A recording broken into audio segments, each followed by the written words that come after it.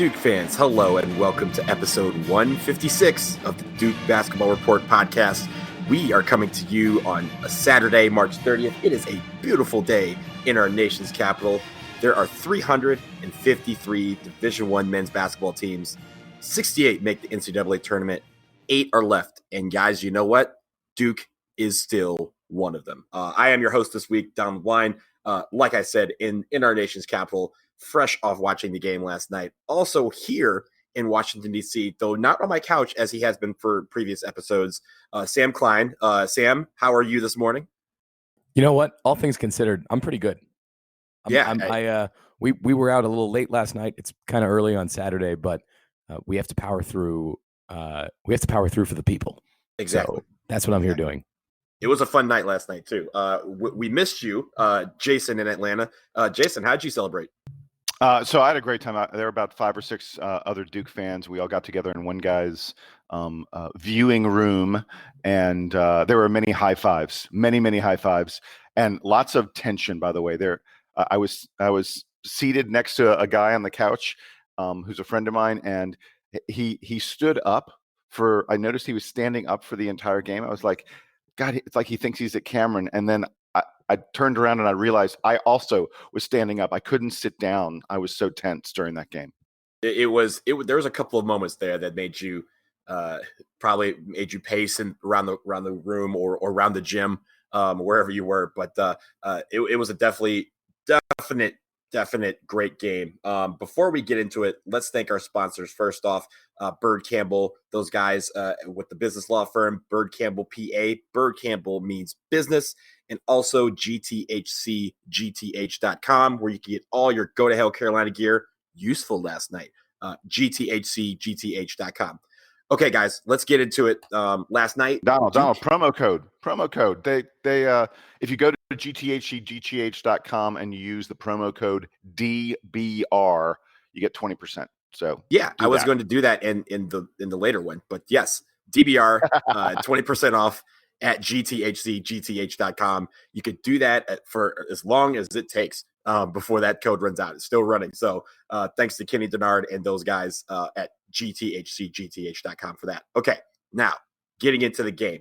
Sweet 16, Virginia Tech taking on Duke at Capital One Arena in Washington, D.C. Final score, Duke 75, Virginia Tech 73. Guys, another heart stopper with a layup going off the rim at the last second. But there's a lot to talk about with this game.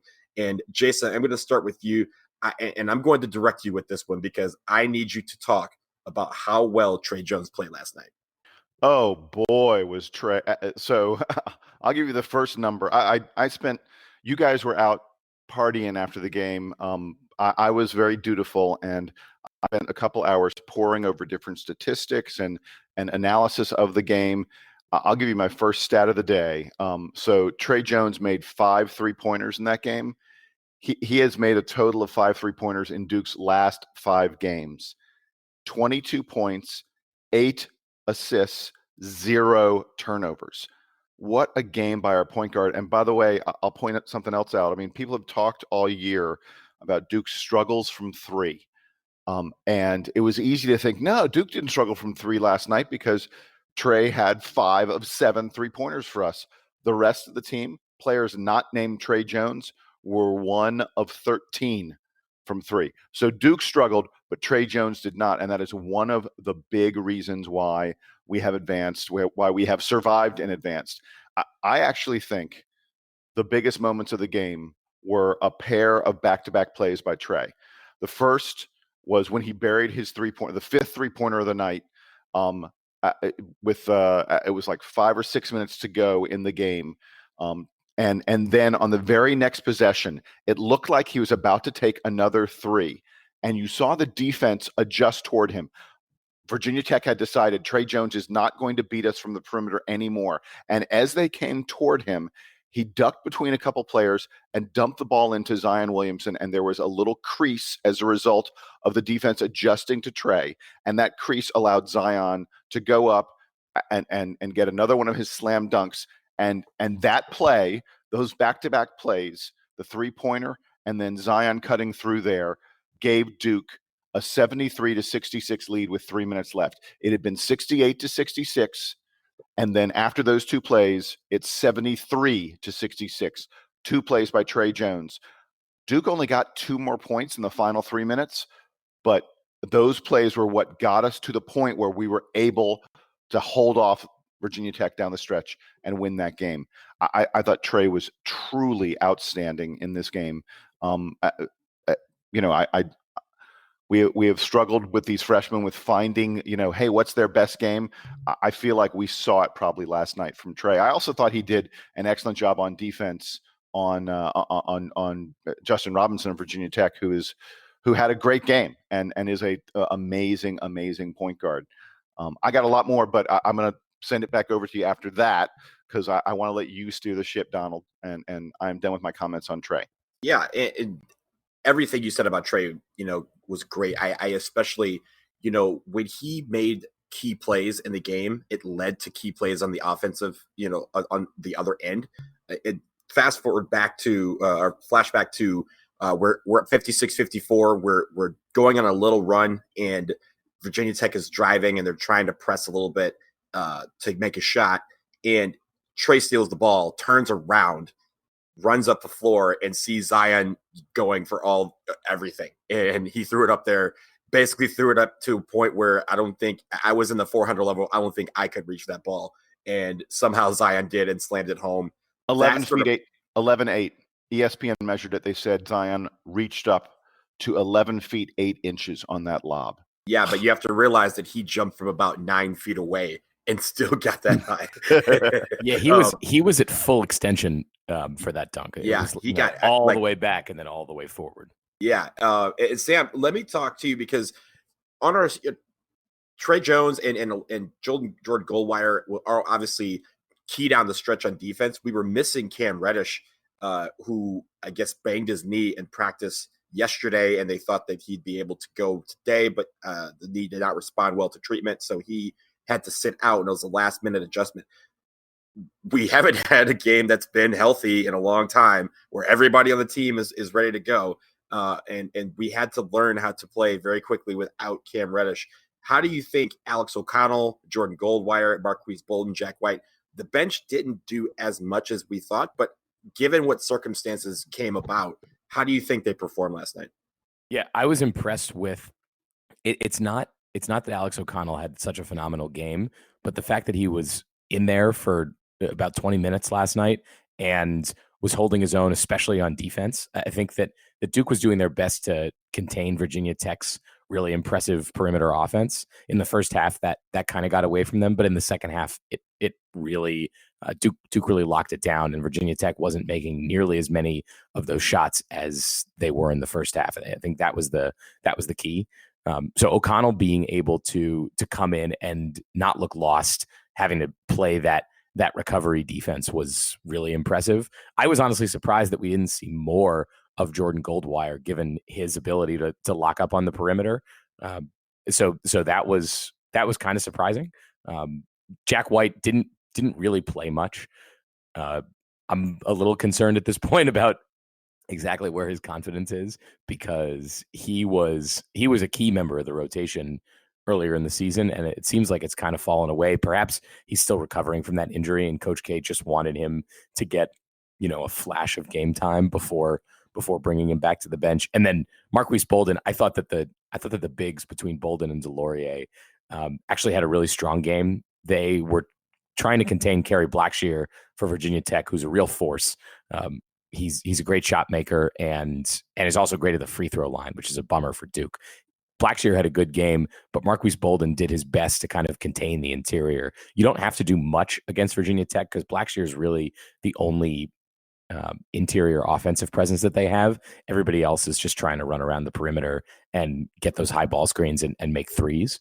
But Bolden kind of held his own down low. He played with 4 fouls for a little chunk there in the second half and got his 3rd foul at the end of the first half. So he was playing with foul trouble basically the entire second half and didn't back down from it. Had a couple of key blocks and I thought looked very composed throughout the second half last night. And Bolden and DeLaurier kind of switching off really didn't feel like they were lost. I think that, some Duke fans maybe think that, well, Duke doesn't have one starting center and they don't have one guy they can turn to. It really is the two guys, and they provide sort of a different defensive look depending on who's out there. And I thought that Coach K did a really good job of switching them at opportune times so that Virginia Tech would have to adjust again to, the way that Bolden sort of defends a little more in the post and then adjust to Laurier being able to step out a bit more. I thought that was that was actually good for confusing Virginia Tech, because there in the second half, like I said, they got away from their offense that was so successful in the first half, moving the ball around a lot, like getting those quick passes around the perimeter to find the open shooter. That was not happening in the second half, and I think that was the key to Duke being able to come back and ultimately take the lead. Bolden and DeLaurier combined for 8 points, 8 rebounds, 2 steals, 3 block shots. And by the way, Bolden's 2 free throws were the winning points. I thought the two of them acquitted themselves well against arguably the best pure post player, because I don't think Zion is a pure post player. He ventures around the court so much, but Kerry Blackshear, I think, is the best pure post player in the ACC. And the thing, cold too. The thing that I thought Duke was going to be missing, knowing that Cam Reddish was out of the game, was that they weren't going to have that perimeter defense, and they sort of made up for it, and it ended up being okay. We knew Virginia Tech was going to take 3-pointers. That's their game. As you said, Jason, Blackshear is going to get the ball down low, but overwhelmingly Virginia Tech's offense comes from the 3-pointer, and Duke was at least able to stay with them. It wasn't like in the first half when Virginia Tech was making those threes that Duke was sort of giving up and not able to recover and play the next play. They were able to keep up. That was what I was worried about with Reddish out, because Reddish is such a strong perimeter defender, and they were going to need all the help that they could get last night defending that 3-point shot. So, Jason, I want to come back to you, and I want to talk about the interesting game that was had last night by Rowan Barrett Jr., aka RJ. 7 for 17. He had 18 points, 0 for 7 from 3. You had mentioned the threes, how the rest of the team kind of did not do anything other than Trey Jones. But talk to me about RJ Barrett's game and how interesting it was, because it seemed like he was all over the place, but he also made an impact with his distribution. Oh, yeah. 18 points, like you said, 11 assists for RJ. So if you put those numbers together, the 11 assists translates to 22 points. He accounted for 40 of our 75 points, more than half of our points. And the key was, look, we went to halftime, and RJ had only scored 3 points in the first half. Now, he had 7 assists, but he'd only scored 3 points. And you could tell he was frustrated. He wasn't getting the ball in places where he could impact the game, where he could get in the lane the way he is so amazing at doing. And I'm convinced at halftime that Coach K was able to make some adjustments, because what RJ did in the first 8 minutes of the second half, he absolutely took over the game. He scored 13 points in 8 minutes. That's a crazy number of the second half. The last bucket of that run by him put Duke in the lead 53-52, and we never trailed again after that. I mean, that tells you the impact that RJ Barrett had on the first half of the second half. Really, really great game by him. And I want to give you guys a few stats so you can really appreciate what RJ Barrett is doing this season. He has now scored the most points in the season by an ACC freshman ever. He already had that record. He and Zion, by the way, passed Kenny Anderson.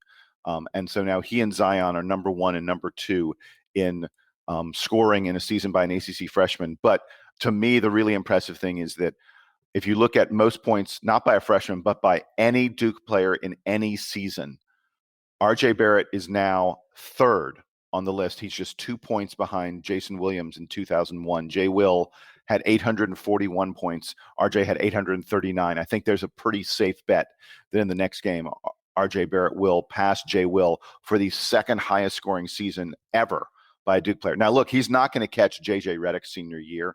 I'm sure everyone remembers that year. JJ Redick was, unstoppable. It's averaging like 40 points a game, it seemed. Yeah. He scored 964 points. RJ's not going to get there to that number. That's stupid. That's such a ridiculous that's such number. a big number. It's an insane number. But video game numbers. I remember it. It still doesn't mean that I believe it. Yeah. But RJ's going to be, after next game, almost certainly RJ's going to be in the 850s. I mean, what a phenomenal, amazing season this guy is having. And look, by the way, as long as I'm talking about records, just really quick, another stat. Welcome to the block party, gentlemen. Last night, we passed the 1999 Duke team for the most blocks by a team in ACC history. The old record, 1999 Duke, held the record most blocks, not in Duke history, in ACC history by a team. They had 245.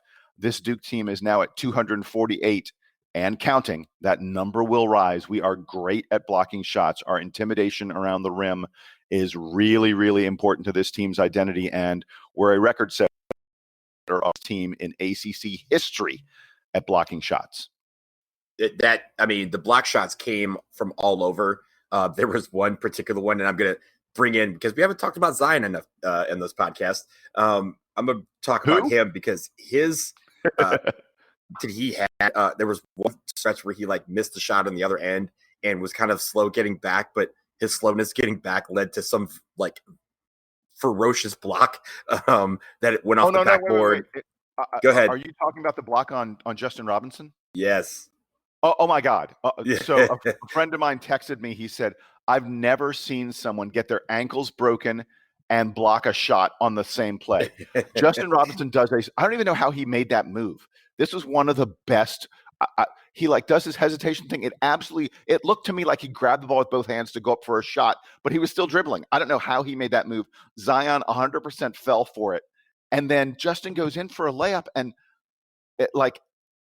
we've run out of adjectives for describing what Zion Williamson does, but that block shot was insane. Yeah. It was crazy. And it's at such a key moment in the game, and their best player, the guy who runs the show for them, taking a layup, and Zion erased it. By the way, I saw another great stat. Zion is now the first player to get 700 points, 60 steals, and 50 blocks. 700 points, 60 steals, 50 blocks. Zion's the first player to do that in college basketball since Kevin Durant. That tells you the level he's playing at. Kevin Durant was good. He was in college. Oh yeah. Oh yeah. Yeah, he did things.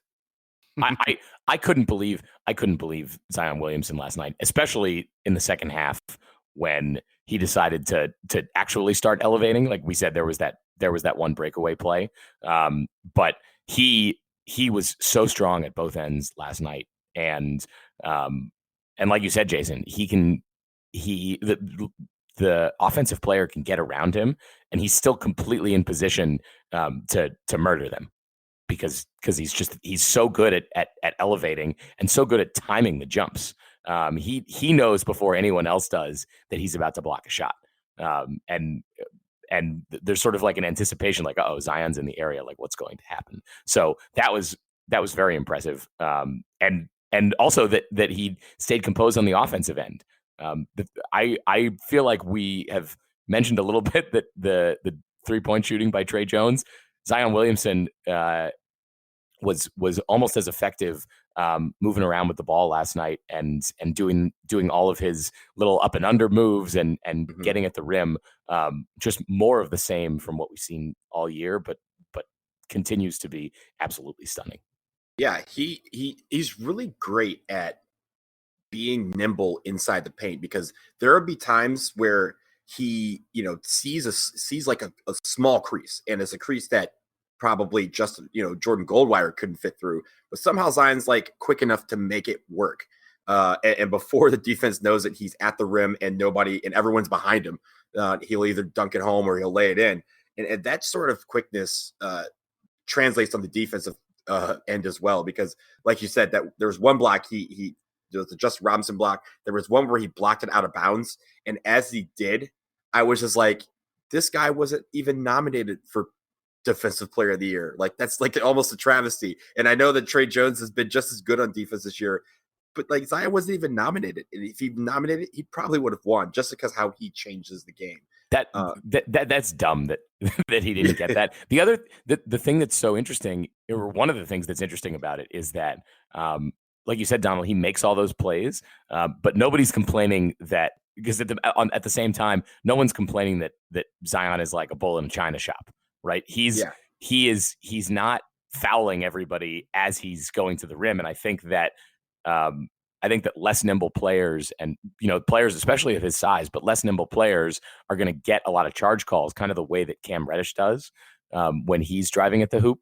That is what's so incredible about Zion, is that no one's saying, oh, well, he's great, but he just bulldozes his way to the basket. No. He tiptoes around, and it's very hard to get in front of him because he can get around you. Still amazing to see. Yeah. And guys, with that win last night, Duke has now beaten every team in the ACC this season. So that was the last team we had a loss against in the ACC. Loss avenged, guys. We are moving on to the Elite Eight.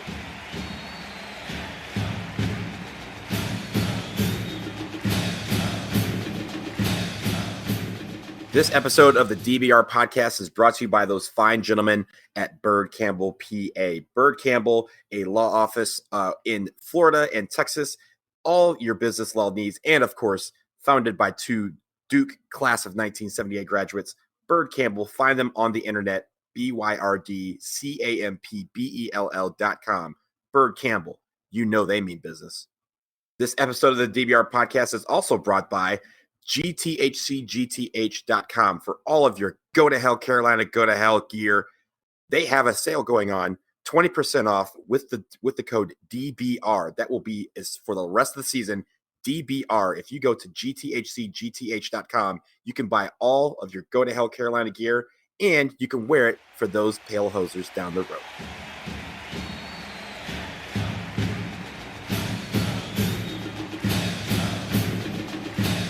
Okay, guys, before we look forward to the Elite Eight tomorrow, let's take a look back at the Sweet 16. Obviously, there were a lot of great games. We had talked about how the teams in the Sweet 16 were all among the top teams in the country, with the exception of maybe one or two, and it has made for some pretty good games, and there were some that were kind of not so good. So, Jason, I'll start with you. What games did you see that meant a lot to you?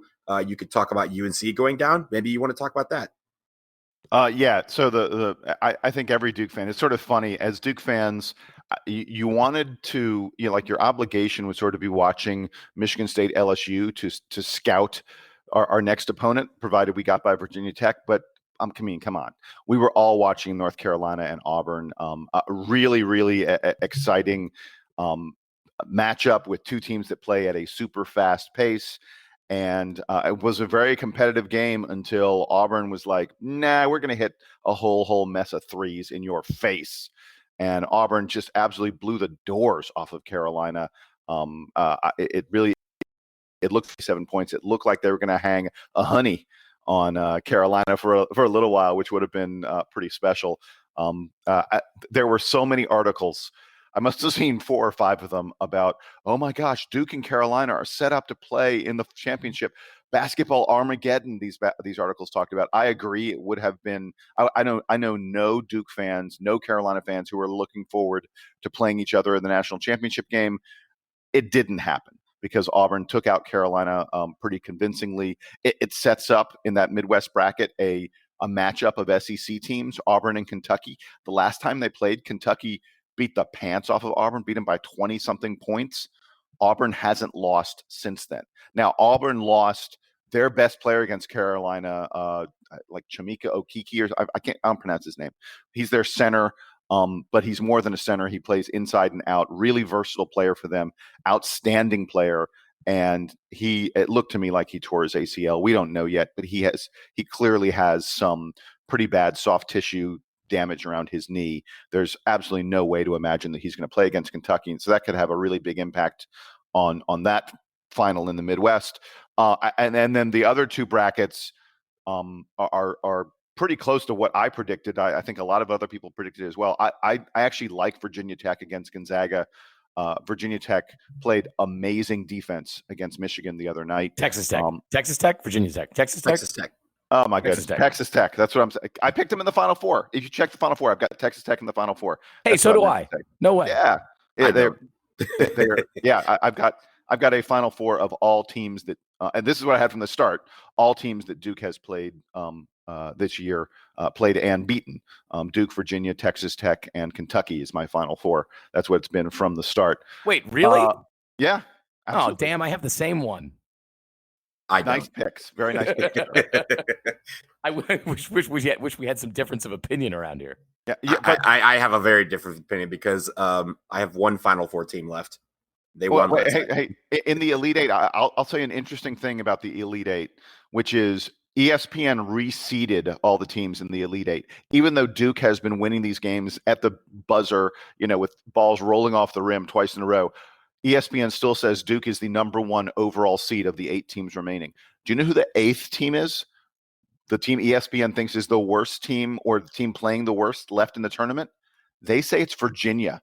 They have Virginia as the 8th best team left of the 8 teams here. And I'm really intrigued, really looking forward to the Virginia-Purdue game today.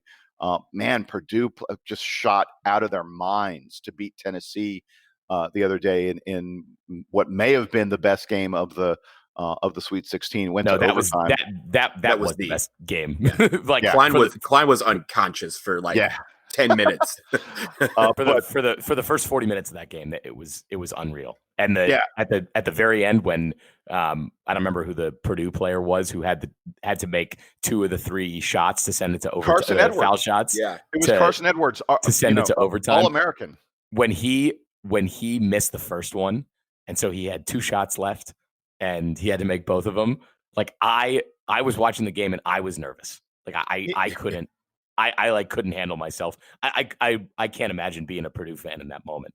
And he's an 85% free throw shooter. 85% steps. And he missed the first. He missed the first. Like, oh my god! He was like, I mean, the thing about that game was Purdue, in regulation, they shot 25% from the free throw line. So it wasn't just him. I think he was 2 for 6 before he had that those 3 shots from the line. But guys who were normally 85% free throw shooters for them were missing terribly. And that is why that game was so close and how Tennessee got all the way back into it.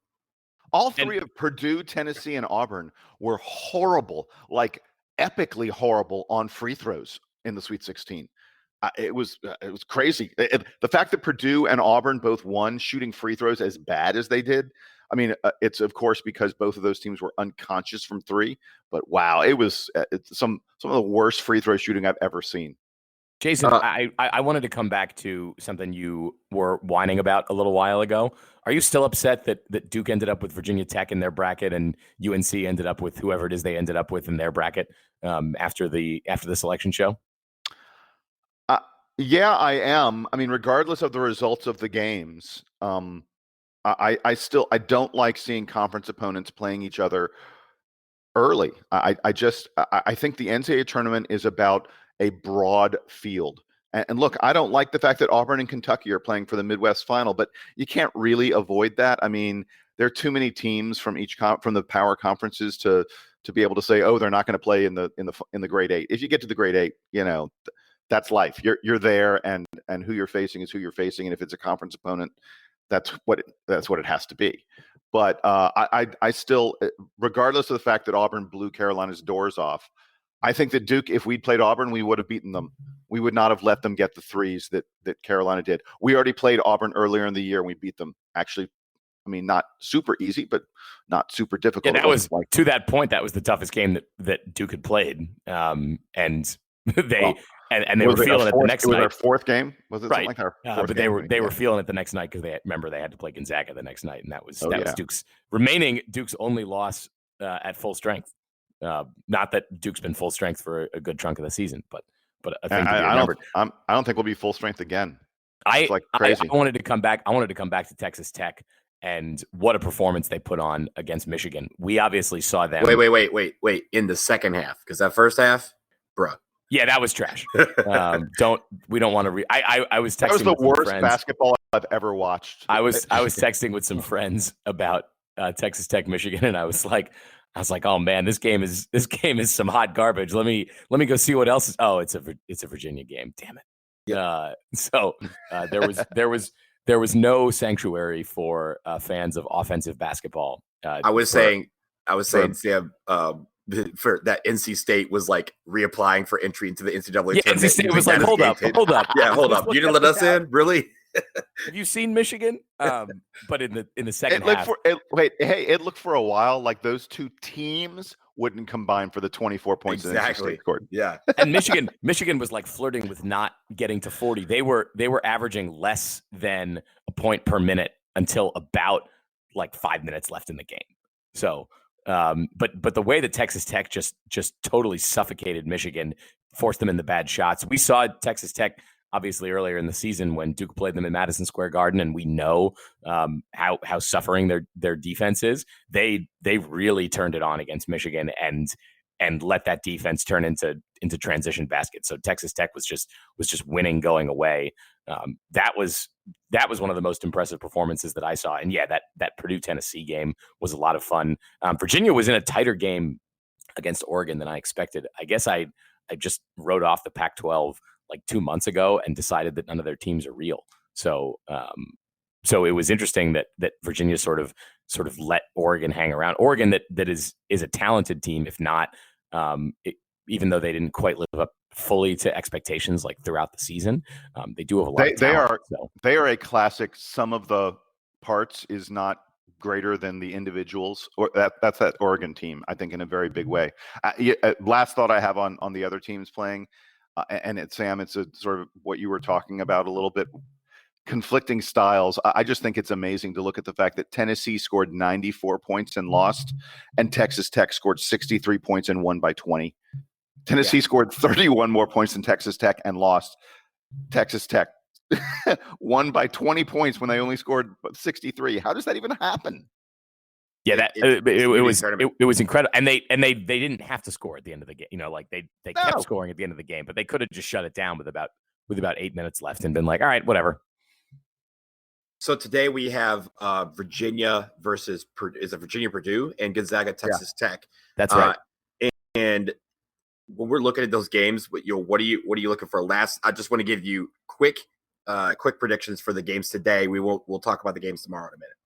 Hey, no, Donald, you should do the predictions. Sam and I already have our Final Fours are still. I'm not going away from my Final Four. Sam, are you? Yeah. No. I have Virginia and Texas Tech today. Okay. Yeah, me too. Okay, so fine. The thing that I want to see Texas Tech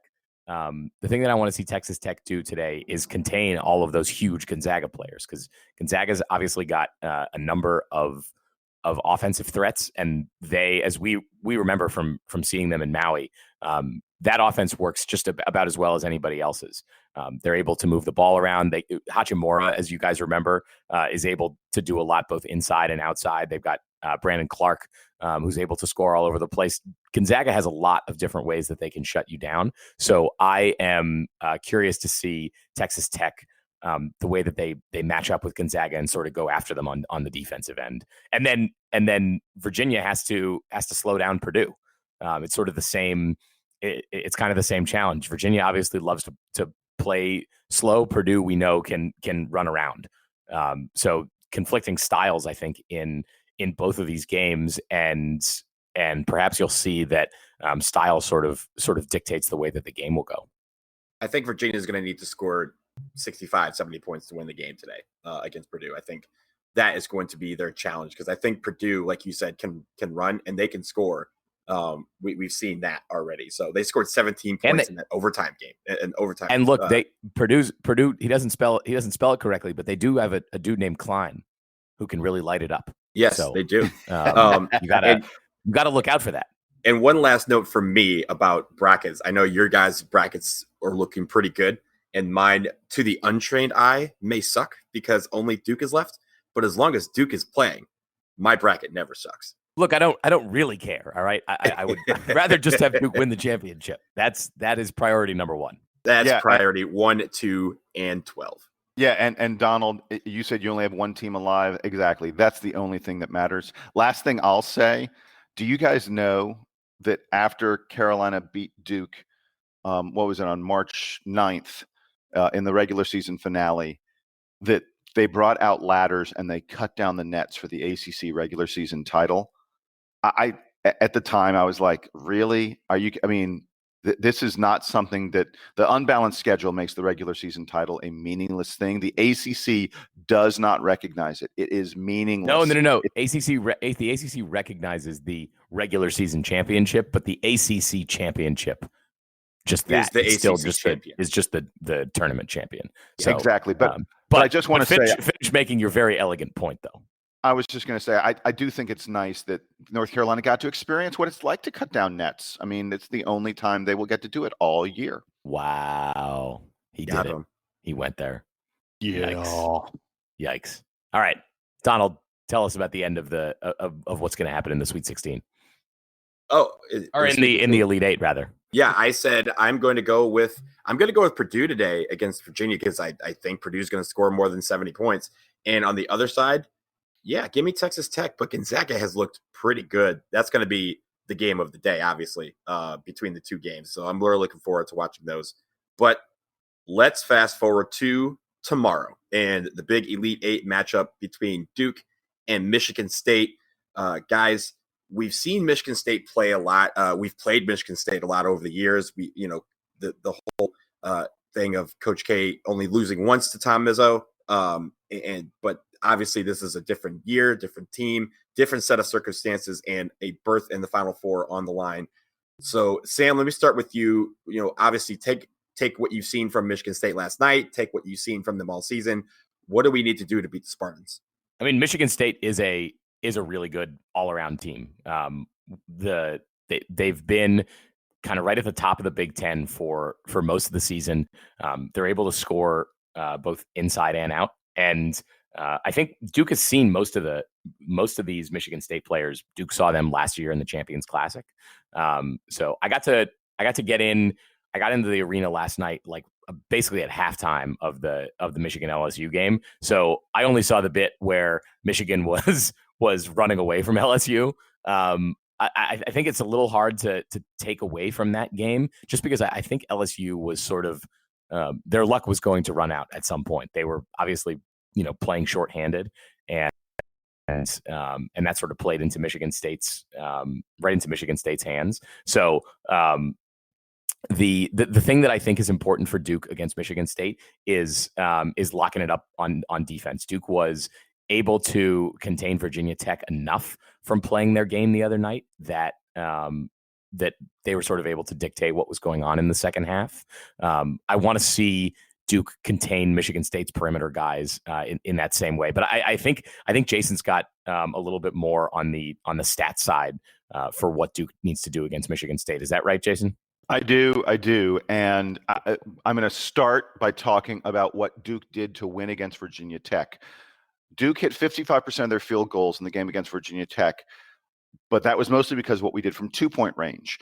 We hit 70%, 69.4% of our 2-point shots against Virginia Tech. In the second half against Virginia Tech, Duke was 15 of 20 on 2-point shots, 75%. That's insane.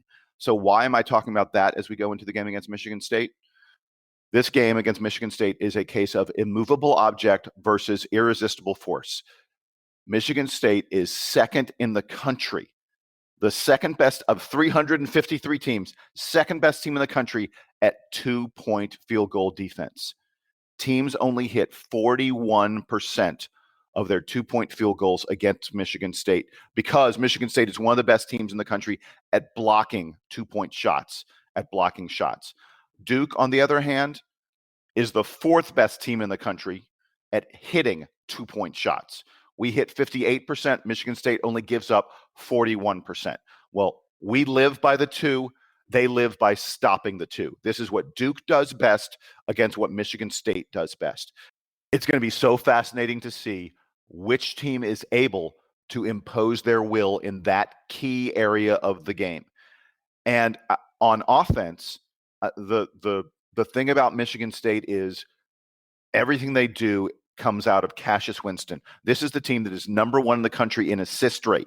That means the percentage of their baskets that they get off of assists Number one, no one does it better than Michigan State. And that's all because of Cassius Winston. He averages 7.5 assists a game. He assists on 45% of their baskets that he doesn't make himself. 45%. In this past game, he has now passed Magic Johnson and Mateen Cleaves for the most assists in a single season in Michigan State history. Magic Johnson and Mateen Cleaves, both those guys were point guards on national title teams for Michigan State. That's the kind of season that Cassius Winston is having. By the way, he hits 40% of his threes. He hits 85% of his free throws. And if you think those numbers are high, they're actually way down from last year. Last year, he hit almost 50% of his threes and 90% of his free throws. He is, all due respect to the great play we've seen out of Trey Jones and a lot of other really good point guards in college, Jay Morant, these guys who are great point guards. Cassius Winston is probably the best point guard in college basketball right now. And not the guy with the most NBA potential. I'm not saying it's a guy who's going to go on and be an NBA All-Star. He's probably not even, he may not even be a first rounder, but Cassius Winston is the best college point guard around right now. And it is going to be so fascinating to see Trey Jones, a great perimeter defender, matched up against Cassius Winston, who's the machine that makes everything that they do go. And then the other thing I want to talk about really quickly, because you have to talk about it every game, how does Zion Williamson how do they contain the force that is Zion Williamson? And they are really uniquely situated, I think, Michigan State, to match up with Zion, because they've got two guys. Most teams don't have anyone who has the size and strength to play against Zion. Michigan State actually has two of them. Nick Ward, we've heard about over the years. I mean, this guy is a load. He is a very big player, not super mobile, but he's a guy, he's crafty in the post. But he's not even starting for them this year because about 2/3 of the way through the season, Nick Ward got hurt. And they have a freshman named Xavier Tillman, who is 6'8", 260. That's Zion size. And when Nick Ward got hurt, Xavier Tillman moved into the starting lineup, and he has been playing great basketball since then. He's been like close to averaging a double-double since he moved in the starting lineup. And between Ward and Tillman, they've got two guys who may hope to be able to contain Zion one-on-one. At least they won't be thrown aside by Zion. He won't be able to just push them away with ease. And it's going to be really interesting to see how Michigan State tries to defend Zion. The past couple rounds, we've seen teams that, double, triple, heck, I think even quadruple teamed Zion at times. And Zion did a great job of finding open guys on the perimeter when he was getting triple teamed against Virginia Tech. I don't know that Michigan State, they may at least initially see what happens if they only single or double team him, because that's how good Xavier Tillman and Nick Ward are in terms of interior defense. That's what I got in this game. Donald, back to you. Yeah, so I've watched a lot of Michigan State this year, obviously. And when it comes to the one thing that you guys didn't touch on that I'll touch on is the rebounding. Every single year, if you ask someone what is the definition of a Michigan State team led by Tom Izzo, it's rebounding. That's what they pride themselves on. That's what they love to do. And they have a lot of guys who can rebound really, really well. Kenny Goins averages 9 rebounds a game, and he's not their best post guy by any stretch. So they have a lot of guys who can rebound. That is going to be our key to this game, because if we keep them off the glass, they don't have the opportunity to do a lot with the ball. Especially a lot of times they don't like to, go in transition as fast as we do. But with Cassius Winston on the ball, and as you said, Jason, I don't think it's a diss to anybody to call him the best point guard in college basketball. I don't think that's a diss at all, because that speaks to how good Cassius Winston is with the ball on his hand, at his hands. So if they're getting rebounds and they're giving the ball to him and watching him go and spread the floor, they pass the ball around very well and get open looks. That's what they did last night against LSU. It all starts from the rebounding. Everything, their whole energy starts from the rebounding. So if we can keep them off of the glass and win that battle, that is going to be how we beat Michigan State once again and go return to the Final Four. So it's going to be a great game. I think, honestly, it might be the best game of the Elite Eight, because these two teams match up so well, and these two teams are both very strong. One of them's got to go, and this is how rebounding is going to be the key to determine who makes the trip to Minneapolis. Hey, I want to see if Cam Reddish plays in this game, and And if so, how the defensive matchups work for Duke against Michigan State's perimeter guys. Yeah. Hey, final comment on Michigan State. We got to talk about the coaches for a second. Coach K owns advantage Duke. Yes, Coach K owns Tom Izzo. Isn't it? I think his record is 13-1. I think that's something like that. It's something like that. I mean, so the 2005 Sweet 16 is the only loss that Coach K has against Tom Izzo. Yeah, he owns Tom Izzo. You know it's in Tom Izzo's head. You know, Michigan State, I mean, all those guys, even if they haven't lost to Duke, if they've been there for more than 1 year, they have. But even if they haven't lost to Duke, they know that Duke owns Michigan State. It's sort of one of the storylines of the NCAA and all of college basketball in recent years. But the other thing I wanted to mention is because we're in the Elite Eight, Coach K is now coaching in his 16th career Elite Eight. He has broken the tie. That is the most by any coach in NCAA basketball history. He was in a tie with Dean Smith with 15. Now Coach K has 16.